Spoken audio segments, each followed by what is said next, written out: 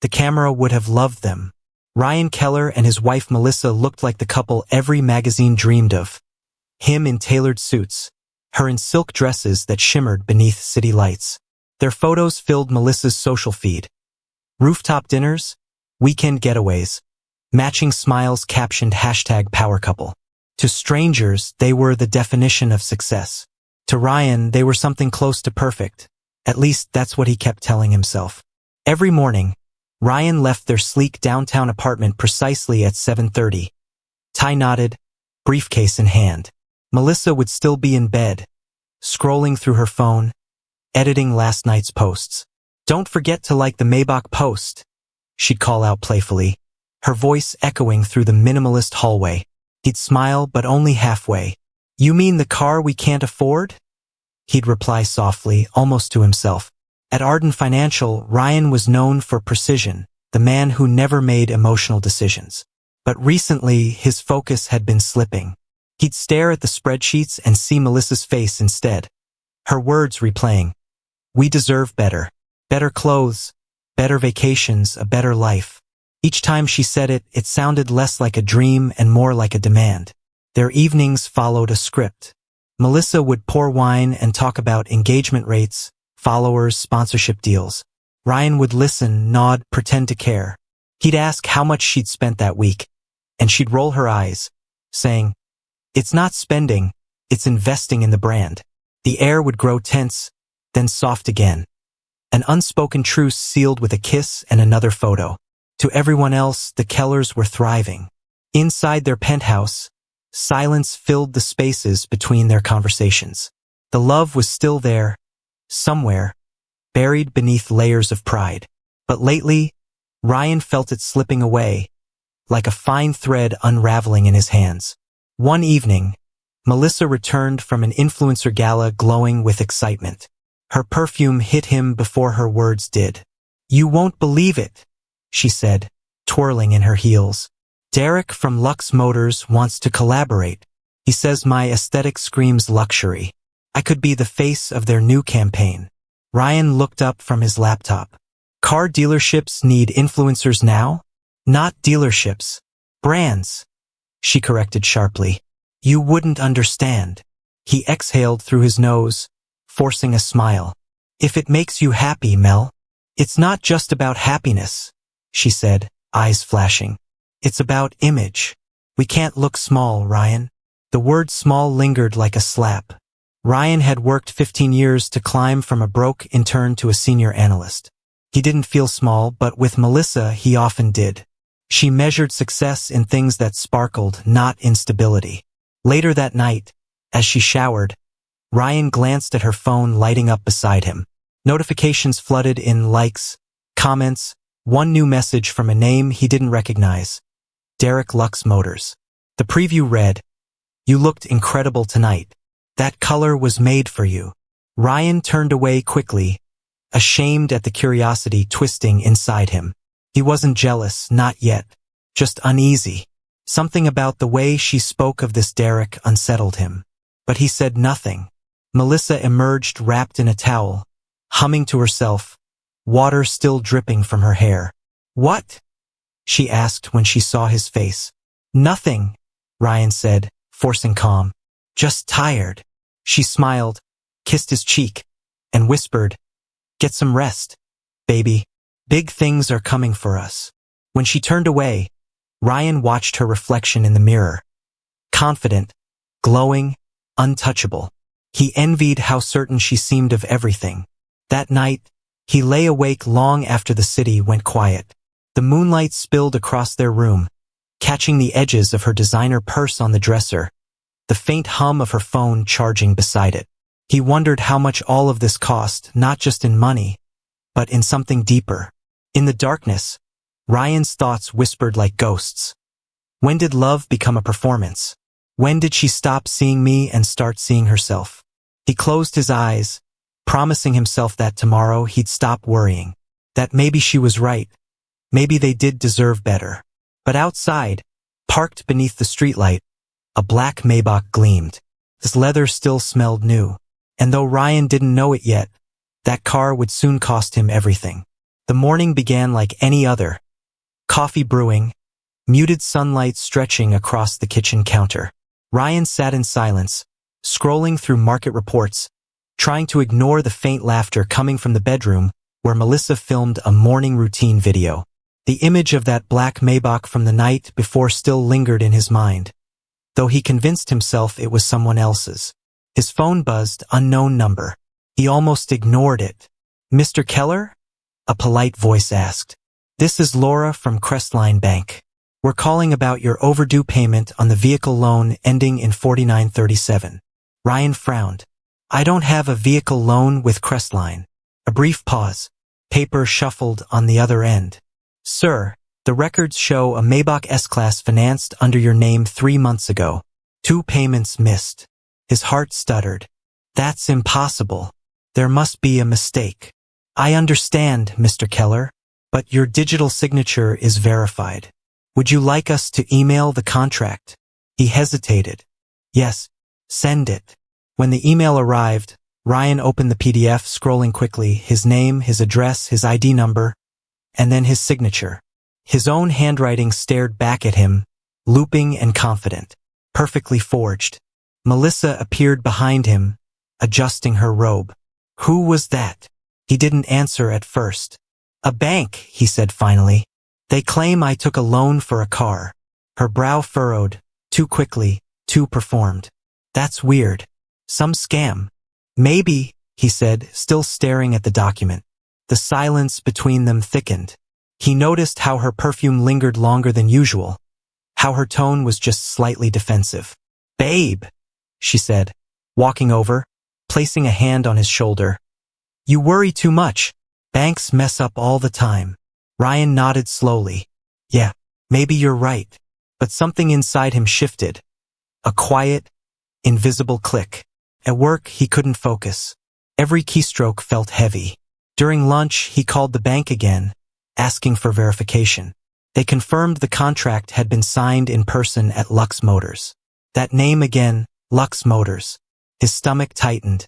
"Who else could have signed?" he asked. "No one, sir," the clerk replied. "The documents are legally binding. Unless you file for identity theft, we'll have to continue payment collection." Ryan ended the call with a shaky breath. He stared at his reflection in the dark office window, wondering if the world had started to slip sideways. That evening, he printed every page, spread them across the table like crime scene evidence. Melissa breezed in wearing a sequin dress, mid-makeup. "Are you going somewhere?" he asked quietly. "Brand dinner. Derek's hosting a launch event." His eyes flicked up. "Derek? Lux Motors?" She froze. "Yeah. Why?" Ryan studied her face, the practiced calm, the faint twitch in her jaw. "Nothing. Just curious." She grabbed her clutch, smiled tightly, and left. The door clicked shut like a period. He sat there for a long time, staring at the papers under the yellow kitchen light. His mind replayed every moment of their marriage. The expensive dresses, the sudden upgrades, the endless talk about their brand. None of it made sense until now. Around midnight, he logged into their joint bank account. His chest tightened as he saw multiple withdrawals labeled auto finance transfer. Thousands, always near the end of each month. The pattern was too precise to be random. Ryan leaned back, rubbing his face. "She wouldn't," he whispered, but deep down he already knew she could. His phone buzzed again. A text from Melissa. "Don't wait up. Late meeting. Love you." He stared at it for a long time, the words hollowing out in his mind. Outside, thunder rumbled somewhere beyond the skyline. The Maybach's reflection flashed briefly in the window across the street, as if mocking him. He opened the drawer beside him, pulled out the marriage license, and laid it next to the forged loan agreement. Same signature, same hand. Ryan felt his throat close. His name, his identity, stolen not by a stranger, but by the woman who promised to share his life. The storm outside grew louder, wind pressing against the glass. Inside, the silence felt heavier than thunder. Tomorrow, he told himself he would go to Lux Motors and get answers. But tonight, as he stared at the papers, he felt the first spark of something dangerous. Not just anger, but betrayal sharpening into resolve. The next morning, Ryan left early, or at least that's what he told himself. He hadn't slept more than an hour. The papers still lay scattered across the table when dawn bled through the blinds, curling their edges like wilted petals. He kept hearing her voice in his head. "You worry too much. Banks mess up all the time." But banks didn't forge signatures. And wives didn't either unless they had something to hide. At Lux Motors, the showroom smelled of leather and ambition. Rows of luxury cars gleamed under soft white lights, each one whispering wealth. A young receptionist looked up. "Welcome, sir. Are you here for an appointment?" "Not exactly." Ryan's tone was clipped. "I'm trying to confirm ownership of a vehicle purchased under my name." Her polite smile faltered. "One moment." She vanished into an office, murmuring to someone unseen. Minutes passed before a man in a tailored suit appeared, tall, tanned, confident. His name tag read Derek W., Senior Sales Executive. "Mr. Keller," he greeted warmly. "Pleasure to meet you again." Ryan froze. Again. Derek's grin was effortless. "You came in with your wife a few months ago. Melissa Keller, right? Lovely woman. Very decisive." Ryan's mouth went dry. "I didn't come here with her." The salesman hesitated, a flicker of confusion breaking through his charm. "She said you'd approved everything. The car was a surprise gift, if I remember right. She signed the documents, but the financing, well, that was under your name." Ryan's pulse thundered. "Do you have a record of the car?" "Of course." Derek turned to his computer, clicking through files. Maybach S580. Black exterior, beige interior. Registered under Melissa Keller. She picked it up personally. Ryan stared at the glowing screen. The photo of the car gleaming in the lot. Melissa's signature beside his forged one. The reality landed like a punch. "She seemed thrilled," Derek continued, oblivious. "Said it was her dream car. You two must be doing well." Ryan forced a nod. "Yeah, we're doing great." Outside, the sun was blinding. He stood in the parking lot, numb, replaying Derek's words. "She picked it up personally." His mind spun between fury and disbelief. He couldn't go home yet. Not until he saw it for himself. He knew Melissa's favorite cafe, Café Loon, her unofficial office for content meetings. If the car existed, she'd show it off there. She always needed an audience. By the time he reached the street, the cafe terrace buzzed with chatter and clinking cups. Ryan parked across the road, watching from behind the wheel. 10 minutes passed. Then he saw it. A black Maybach glided into view, sunlight dancing along its polished surface. The engine purred, smooth and smug. The driver's window lowered, and there she was, Melissa, sunglasses perched on her hair, laughing into her phone. She stepped out, heels clicking, her designer bag glinting in the light. Two women greeted her at a table, squealing. "Oh my God, Mel, is that yours?" Melissa laughed, tossing her hair. "Finally got what I deserved," she said proudly. "Hard work pays off, right?" Ryan's chest tightened. Hard work. He thought of his 14-hour days, the double shifts, the savings he guarded. And there she was, parading his name, his credit, his trust as a trophy. One of the women asked, "Did Ryan buy it for you?" Melissa smirked. "Let's just say he doesn't need to know everything." The words sliced through him. His hand gripped the steering wheel until his knuckles whitened. He wanted to confront her right there, shout across the street, but something stopped him. Watching her, he realized this wasn't about a car. It was about deceit that had been building for years, hidden under smiles and filters. She slid her sunglasses back on and turned toward the cafe door, unaware of the eyes watching her from across the street. Ryan started the engine quietly, pulling away before she could notice. His reflection flickered in the rearview mirror, pale, hollow, burning. Tomorrow, he told himself, he would confront her. Not over the car, over the truth. Ryan drove home in silence, his mind a storm that refused to settle. The city blurred past in streaks of light, but all he could see was Melissa's smirk at the cafe, her words echoing. He doesn't need to know everything. His hands clenched the steering wheel until his wrists ached. Every mile toward home felt like a countdown. By the time he reached the apartment, the sky had darkened. Melissa's laughter floated faintly through the door. That same high-pitched, performative sound that used to charm him. Tonight, it made his blood boil. He entered quietly. She was on the couch, scrolling her phone, a glass of wine beside her. "Hey, babe," she said without looking up. "You're home early." Ryan shut the door behind him, the sound sharp and final. "Where's the car, Melissa?" She blinked, confused. "What car?" He took a step closer. "The Maybach. The one you bought with my name." Her fingers froze mid-scroll. "Ryan, what are you talking about?" "Don't do that," he snapped. "Don't play dumb. I went to Lux Motors. I spoke to Derek. I saw the paperwork." For a moment, she said nothing, just stared, eyes darting like a cornered animal. Then she laughed, brittle and forced. "Oh my God. You're being ridiculous. It's just a car. I was going to tell you." "When?" His voice cracked through the room. "When the collectors showed up. When my credit collapsed." Melissa's posture stiffened. "You're overreacting. I did it for us, Ryan. For our image. You know how important perception is." "Our image." He stepped closer, voice low, shaking. "You stole my name for our image?" She set her phone down, rising slowly. "You don't understand the world I work in. People only respect success. Luxury, visibility, it's part of the brand.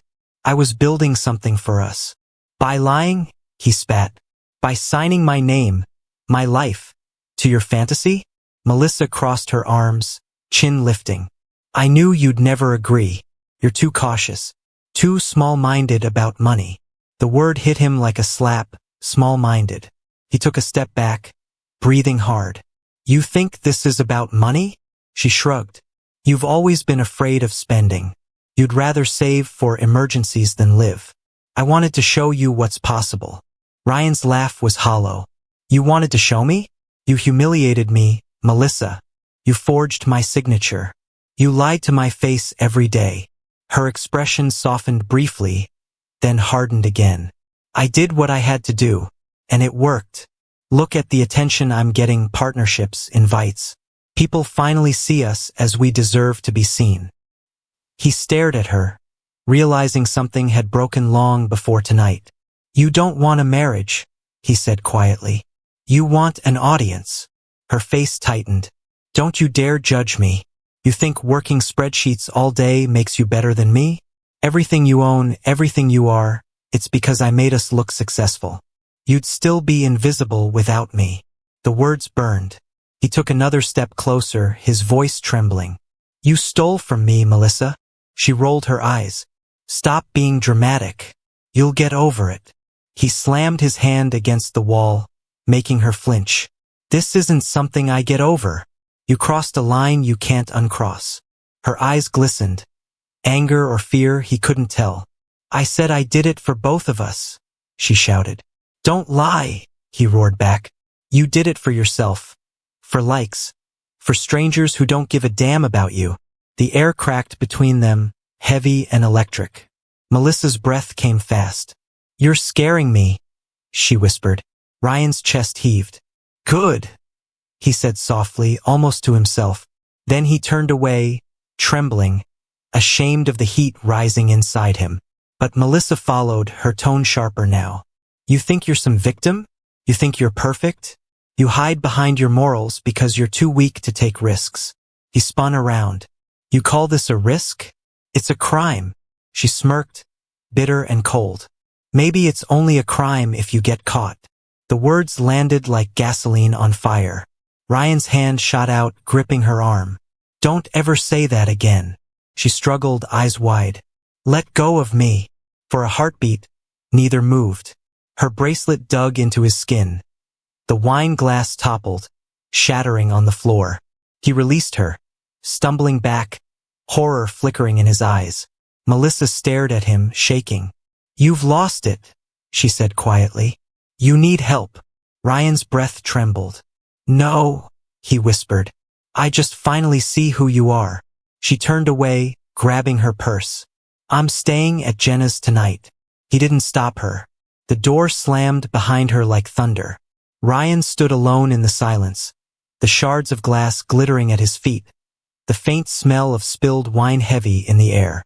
Outside, lightning flashed against the city skyline, a warning of the storm still to come.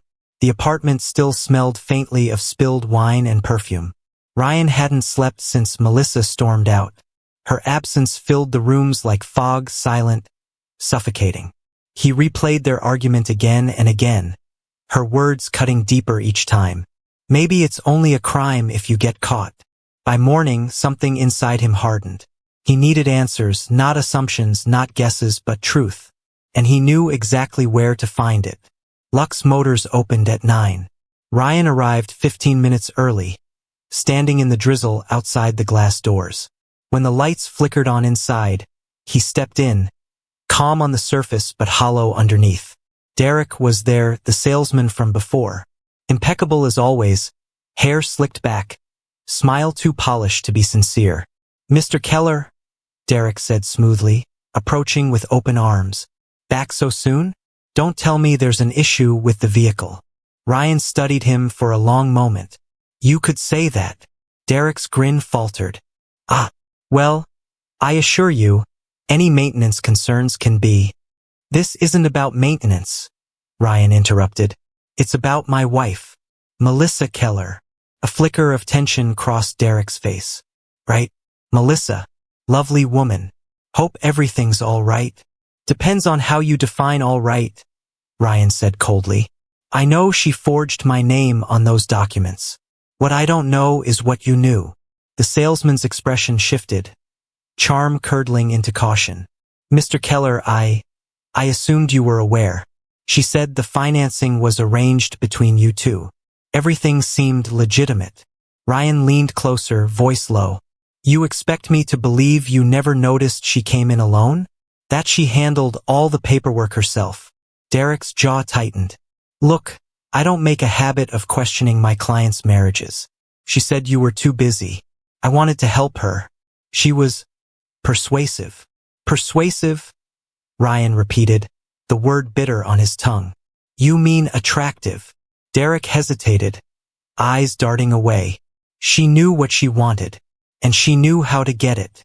Ryan stepped closer, his calm cracking. Did she promise you something? Money? Favors? What did she give you to push that loan through? Derek exhaled, lowering his voice. Mr. Keller, I think you're upset, and understandably so. But this isn't what you think. Then tell me what it is. The salesman hesitated, then gave a small, knowing smile. Let's just say, she made it worth my time to move the process along. She didn't want delays. Said it was a surprise for you. Ryan stared at him, every muscle in his body tightening. Made it worth your time? He repeated slowly. Derek shrugged. I'm not saying anything improper happened, but your wife, she knows how to motivate people. Drinks, dinners, late-night calls. She can be very convincing. The implication hit like a blow. For a moment, the air seemed to vanish. Ryan turned away, gripping the edge of the counter to steady himself. Derek's voice softened. You know, she talked about you a lot. Said you were too serious, too controlled, that she just wanted to feel alive again. Ryan spun back toward him, eyes burning. Stop! Derek raised his hands. I'm just saying what she told me. Ryan's voice trembled with restrained fury. You think you know her? You think you understand what she's capable of? Derek met his stare evenly. Maybe not. But I know she wasn't happy, Mr. Keller. And people do crazy things when they're unhappy. The words echoed through the sterile showroom. Ryan said nothing. He simply turned, leaving without another glance. Outside, rain had begun to fall harder, cold and relentless. He walked to his car, numb, his reflection fractured in the puddles. Extra incentives. The phrase looped in his mind like poison. It wasn't just betrayal, it was humiliation. By the time he reached home, the fury had settled into something darker, quieter. He poured a drink, staring at the window where city lights shimmered through the rain. Somewhere out there, Melissa was laughing again. Maybe with him. Ryan took a slow sip, the glass trembling in his hand. Tomorrow he decided he would stop asking questions. Tomorrow she would tell him the truth, whether she wanted to or not. Ryan didn't hear from Melissa for 2 days. The silence felt both merciful and maddening. Every passing hour replayed Derek's words in his head. She made it worth my time. He tried to eat, to work, to breathe, but everything blurred into a single, festering thought. What else had she lied about? On the third evening, just as he was pouring another drink, the door unlocked. Melissa stepped in, wrapped in a beige coat, looking immaculate. Not a trace of guilt, just exhaustion rehearsed for sympathy. "Ryan," she said softly, "we need to talk." He didn't look up right away. "I was wondering when you'd come home." She set her purse down carefully, like she was entering a stage scene. "I stayed at Jenna's because I needed space. I didn't want things to get uglier." He gave a hollow laugh. "Too late for that." Melissa sighed, stepping closer. "I know you're angry. You have every right to be. But you're also being unfair." His eyes narrowed. "Unfair?" "Yes," she said, voice trembling just enough to sound sincere. "You've been controlling for months, Ryan. Always monitoring what I spend, who I meet. I can't breathe in this marriage without being judged." Her tone softened into a whisper. "I didn't forge your name to hurt you. I just wanted something of my own. Something beautiful. Something that made me feel alive again." Ryan stared at her, expression unreadable. "You wanted to feel alive? So you stole from me?" "I wanted us to feel alive," she snapped, breaking character for a moment. "Do you have any idea how suffocating it is to live like everything's a budget spreadsheet? I thought if people saw us as successful, maybe we'd become that again." Her eyes glistened.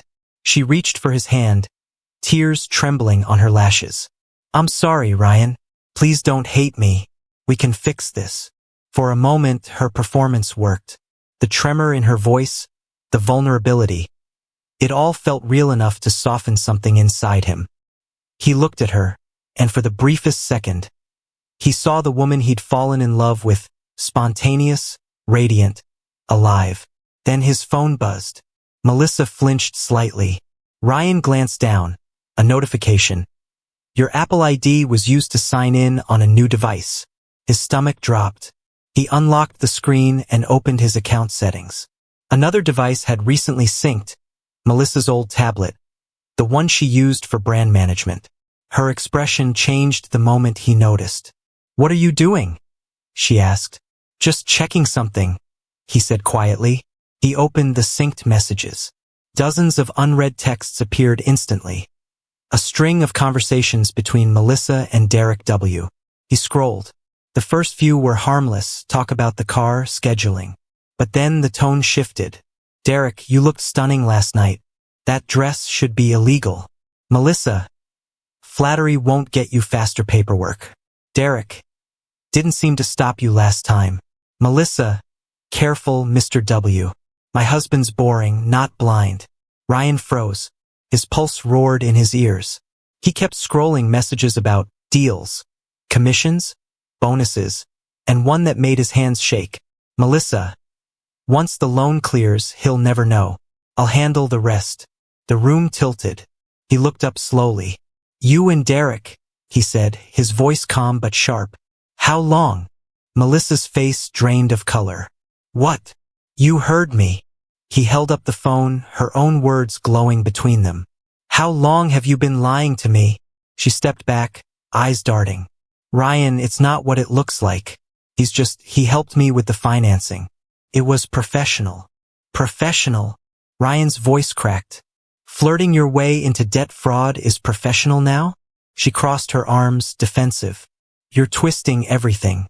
He flirted, "I didn't encourage it. I did what I had to do to get the deal done." He took a step toward her. "And the messages about me being boring? About me not noticing?" She looked away. "People say stupid things. It didn't mean anything." Ryan's laugh was hollow. "It meant enough for you to sell both our names to a stranger." Melissa's mask slipped. Anger replaced fear. You don't get to stand there and act perfect. You've been emotionally gone for years.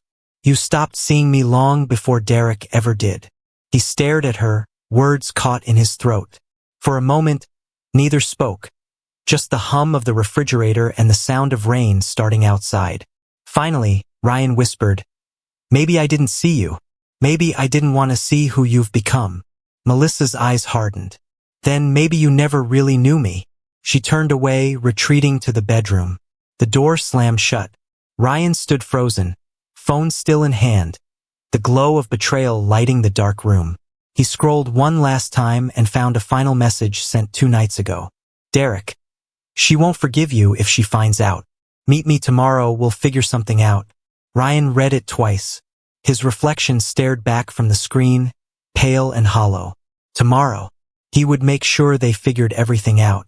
The days after Melissa's betrayal blurred together like smeared ink. No edges. No sense of time. Ryan Keller stopped sleeping. When he did, he dreamed of signatures. His own. Being forged again and again. Each stroke dripping into a pool of black ink that turned into her laughter. He woke each morning to the same silence. The same half-empty bed that smelled faintly of her perfume. Her things were still there. The makeup mirror, the velvet robe on the chair, the unopened shopping boxes stacked like little monuments to deceit. Every item seemed to whisper, "She played you." First, Ryan tried to work. He opened spreadsheets, financial statements, client emails, but the numbers blurred, taunting him. The irony was unbearable. He was a financial analyst who had missed the biggest fraud of all, the one happening inside his own home. By Thursday, his supervisor called. "Ryan, you've missed 2 client meetings," the voice said over the phone. "Are you okay?" Ryan stared at the wall. "Yeah, just under the weather. Take some time off. You sound." He hung up before the sentence finished. The house felt colder every day. He began talking aloud, at first just muttering to himself, a way to drown out the silence. But soon the muttering turned into full conversations. "You wanted the Maybach, right?" he said one evening, pacing the kitchen. "You wanted people to stare at you." He poured himself a drink. "Well, guess what, Melissa? They'll stare again. They always do. When something goes wrong." He laughed to himself, short, humorless bursts that scared even him. He started recording voice notes on his phone. It began innocently. Thoughts he didn't want to forget. A habit from work. But the tone changed quickly. Voice note 1. "It's not about the money. It's about the lie. She used my name. My name means everything. She took that from me." Voice note 3. "I think Derek knows more. He's not just a dealer, he's something else. Maybe she was planning something. Maybe they were both planning something."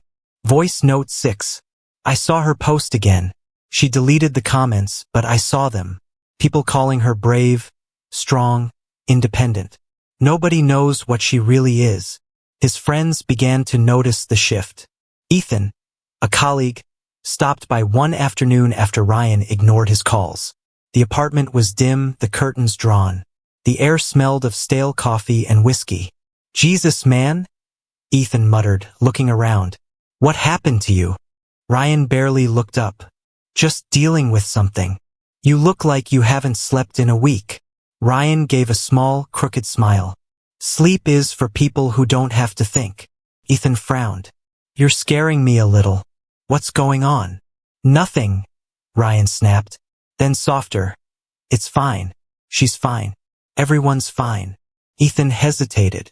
"You sure you don't want to talk to someone? Like, professionally?" Ryan's eyes flicked up, cold and sharp. "I said I'm fine." Ethan left a few minutes later, muttering under his breath. Ryan locked the door behind him and leaned his forehead against the wood, whispering, "Nobody understands." That night, he sat at his desk, scrolling through Melissa's social media. She had started posting again. Glossy photos, captions about fresh starts, and lessons learned. Each post felt like a knife.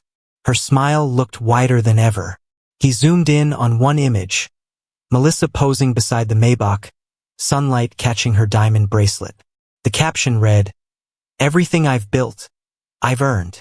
Ryan's hand trembled. He whispered, "Earned?" and slammed the laptop shut.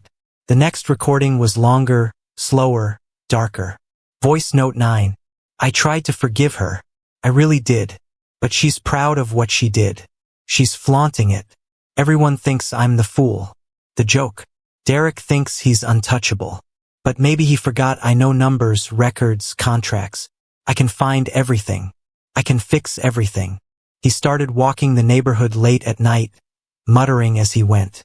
Sometimes he'd stop near the dealership, staring at the glowing sign. Other times, he'd park near Melissa's gym just to see if her car was there. The shadows became his only company. The line between night and day vanished. He stopped eating properly. He lost track of what day it was. He began writing her name on scraps of paper, drawing circles around it, crossing it out, writing it again. One evening, he caught his reflection in the mirror and barely recognized himself. Hollow eyes, unshaven jaw, a twitch in his mouth he didn't remember ever having. He whispered to his reflection, "She broke me. But I can still fix this." The phone buzzed on the counter. A new message from Derek. "Derek, we should talk. I think Melissa's getting nervous." Ryan stared at the words for a long time. Something inside him clicked. A quiet, dangerous resolve. He picked up the phone and pressed record one last time. Voice note 10. It's not madness if it's justice. They'll understand soon. I'm just taking back what's mine. He ended the recording and set the phone down gently. Outside, thunder rolled in the distance. The storm he'd been waiting for. The storm began before midnight. Wind howling through the trees, rain striking the windows like pebbles. The power flickered twice, plunging the house into momentary darkness before a dim light hummed back to life. Inside, Ryan sat on the couch, unmoving, a glass of whiskey sweating in his hand. He had been waiting. Melissa had sent no message, no call. Her phone went straight to voicemail. The last he'd heard from her was that morning, when she texted, "Don't wait up." Lightning cracked across the sky, illuminating the living room for a heartbeat. Ryan's eyes flicked toward the clock. 12:47 a.m. The Maybach's headlights swept across the wall moments later, and his pulse quickened. He stood slowly, the glass still in his hand. The door opened. Melissa stumbled in, laughing softly to herself, the storm wind chasing her coat. The smell hit him first. Expensive perfume, cigarette smoke, and something faint but distinct. Derek's cologne. Ryan's grip tightened. Rough night. She looked up, startled, then sighed. "God, you scared me. Why are you still up?" "Waiting," he said quietly. "For what?" She tossed her purse on the table, not meeting his eyes. "For my wife to come home." Her expression flickered. Annoyance, then weariness. "Ryan, please. Not tonight. I'm exhausted." He stepped closer. "You smell like him." Melissa froze. "What are you talking about?" "Derek," Ryan said. "His cologne. It's all over you." She rolled her eyes, unbuttoning her coat. "You're paranoid. I saw him, yes. He was at a client event. There were dozens of people there." "Client event?" Ryan's voice rose slightly. "At 1 in the morning? During a thunderstorm?" Melissa's tone sharpened. "I don't have to explain everything I do. You're not my keeper." "Then what am I?" His voice cracked. "Because right now, I'm starting to think I'm just the name you forged and the paycheck you spent." Melissa exhaled sharply, shaking her head. "You need help, Ryan. This obsession, it's destroying you. You're not well." "I'm not well." He laughed bitterly. "You lied, cheated, and turned me into a criminal on paper. And I'm the one losing it." She crossed her arms. "You're spiraling. I've been trying to move on. But you keep dragging me into your guilt and anger." Lightning flashed, and for a moment, the room glowed in harsh white light, her eyes glistening, his face carved with exhaustion. "Move on," Ryan whispered. "With him." Melissa's lips parted, hesitation breaking her composure. It was enough of an answer. Something inside Ryan snapped. He slammed the glass down on the counter, the sharp sound echoing through the storm. Tell me the truth. I already did, she shouted back, stepping forward. You just can't handle that maybe I stopped loving you. The words hit like a physical blow. Ryan froze, chest heaving. Melissa's voice cracked. Quieter now. You changed, Ryan. You used to be kind. But somewhere along the way you turned cold. Everything became about money, control, perfection. I was drowning. You forged my name to breathe, he said, trembling. She shook her head, tears welling. I made a mistake. But you're not the man I married. He took a step closer, his voice breaking. And you're not the woman I thought you were. She turned away, reaching for her phone. I can't do this anymore. I'm leaving. Ryan grabbed her wrist. You're not walking out again. Let go of me. Tell me the truth, Melissa. She struggled, pulling away. You're hurting me. The thunder cracked so loud it drowned their voices for a moment. The struggle moved toward the living room. Her arm hitting a table, the phone clattering to the floor. Stop, she cried. Ryan, stop. He didn't hear her. His thoughts blurred. Derek's messages, her laughter, the forged documents. Everything spun together into one blinding storm. Then it happened. A single motion, not thought through. A shove, a stumble, the sound of something breaking. Melissa fell back, striking the edge of the coffee table. The sound was soft, almost insignificant against the roaring rain. Ryan froze. Melissa! His voice was barely a whisper. She didn't move. Her hair spread across the floor like ink, her eyes half open, unfocused. A thin trail of red crept down from her temple. He dropped to his knees, shaking her shoulders. Melissa! Wake up! No response. Lightning flashed again, painting the horror in white light. He pressed his fingers against her neck, desperate for a pulse. Nothing. The storm outside raged louder, thunder swallowing his voice as he whispered her name again and again. Then the room went still. Only the rain answered. Ryan's breath came shallow and broken. His trembling hand brushed a strand of hair from her face. I didn't mean to. He looked around, at the broken glass, the overturned table, the blood. And then, almost mechanically, he whispered, I can fix this. Outside, the thunder rolled again. A sound that marked the end of one storm and the beginning of another. For a moment, Ryan thought time had stopped. The rain outside was just a soft hiss, like static in his ears. He knelt beside Melissa, frozen, one hand still trembling against her neck. No pulse, no breath, only stillness. Her eyes were half open, glassy, staring through him. He whispered her name again, voice breaking. Melissa, please. He tried to lift her head, to shake her awake, but her body was limp, terrifyingly heavy. No, no, no. His words melted into ragged sobs. He pressed his hands against the wound, but the blood kept coming, warm and slick between his fingers. The clock on the wall ticked. Each second sounded louder, heavier, until it filled the whole room. Think. He stumbled to his feet, pacing in circles. His heartbeat roared in his ears. It was an accident. The phrase repeated over and over, desperate, trembling. It was an accident. She slipped. He turned back toward her. The coffee table was cracked where she'd fallen. The pool of blood had spread across the floor, dark and shining under the flickering light. Lightning flashed again. For an instant, her face glowed pale and peaceful, almost sleeping. The sight made his stomach twist. He whispered, I can't call anyone. They'll think I... His voice faltered. He didn't finish the sentence. Outside, thunder rolled closer now. He looked down at his hands. Red smeared across his skin, beneath his nails, staining his wedding ring. He stumbled into the kitchen, turned on the faucet, and scrubbed furiously until his knuckles turned raw.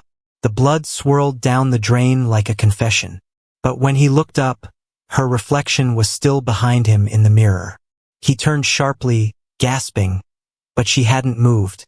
Just the body still there, still real. Minutes, maybe hours, passed before he moved again. The storm outside had become a constant drumbeat, masking every sound. He whispered to himself, "The garage." He dragged a blanket from the couch and knelt beside her once more. His fingers trembled as he tucked it around her shoulders, covering her face last. "I'll fix this," he said again, voice flat, distant. The body was heavier than he imagined. Every few feet he had to stop, panting, his arms shaking from exhaustion. The floor smeared with streaks of red as he pulled her through the hall. When he reached the garage door, he hesitated. His reflection in the dark window looked like a stranger's. He pressed the handle and pulled. The smell of oil and metal filled his lungs. The Maybach sat gleaming in the corner. Her prize, her sin, their undoing. He stared at it, trembling. "You wanted this," he whispered. "You ruined us for this." Rain hammered the roof as he laid her beside the car, her blanket-covered form now just a shadow against the concrete. He crouched down, brushing his hand once more over her covered face. "I didn't mean to, Melissa. You have to believe me." The silence swallowed his words. He stood slowly, looking around the garage, at the boxes stacked against the wall, the tools, the faint flicker of lightning through the small window.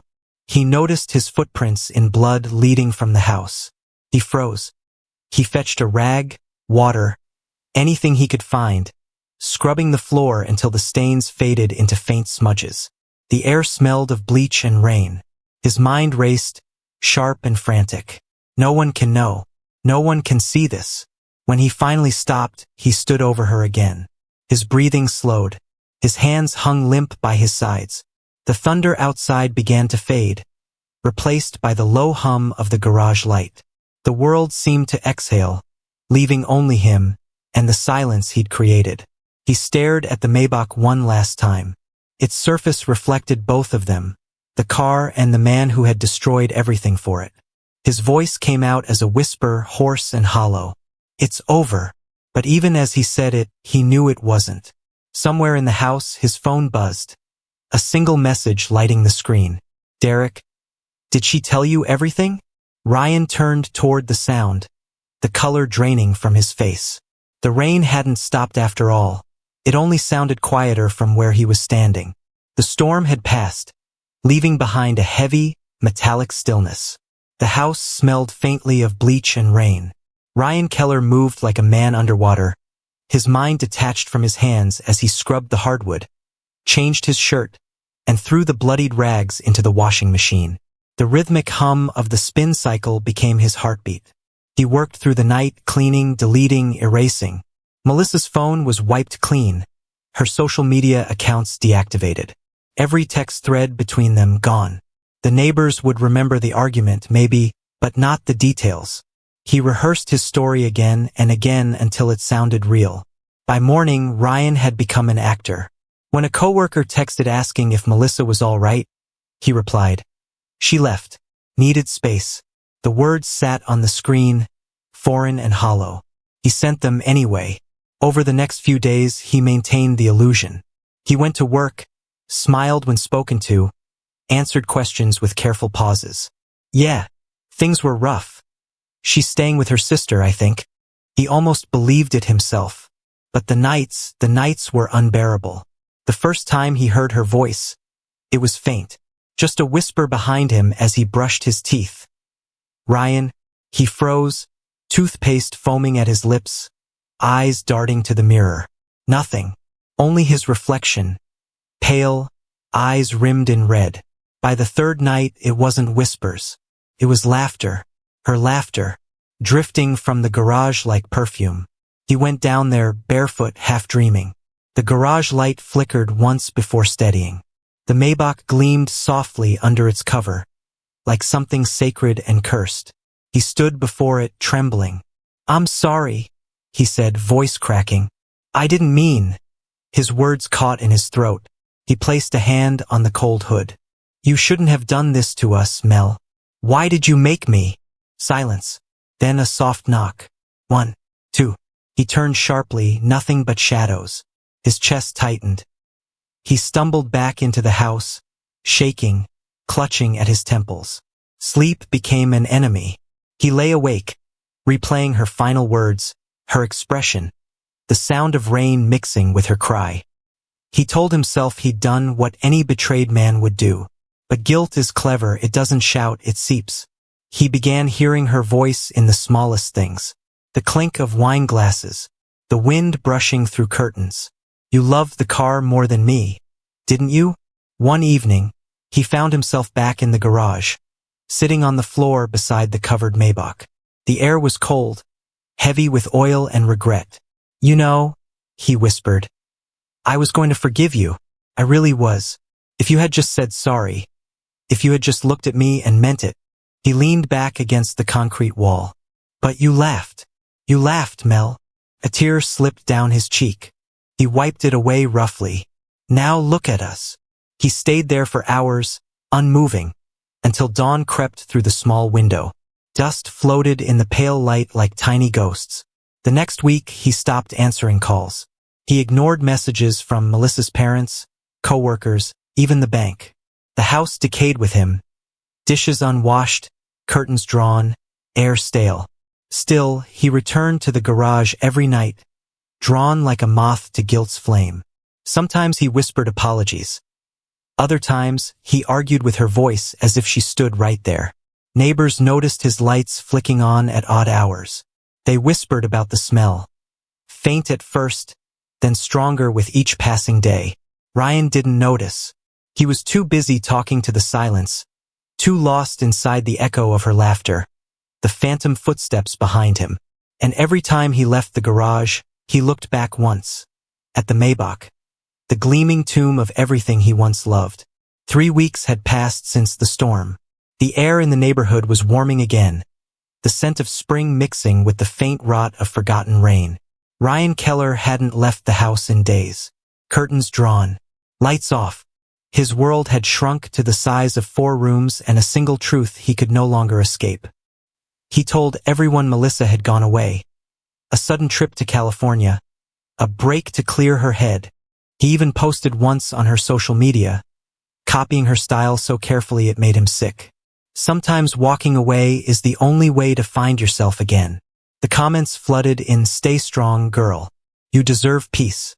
But the peace was rotting. He could smell it first. Faint, metallic, familiar. No matter how much bleach he poured or air freshener he sprayed, it clung to the air like guilt. At night, the garage called to him. He'd stand there in the dark, hand on the Maybach's hood, whispering to the silence. "I'm sorry," he'd murmur. "I didn't mean to. You know that, right?" Sometimes he swore he heard her answer. Faint, wet, and broken. "You did this." By the 3rd week, even the neighbors noticed the smell.